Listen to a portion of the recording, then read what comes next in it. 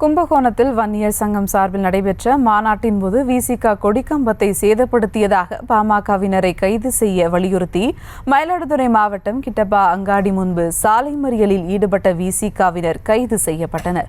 இதுகுறித்த விவரங்களோடு இணைகிறார் செய்தியாளர் செல்லப்பா. வணக்கம் செல்லப்பா, கைது நடவடிக்கை தொடர்பான விவரங்கள். வணக்கம் சுபா.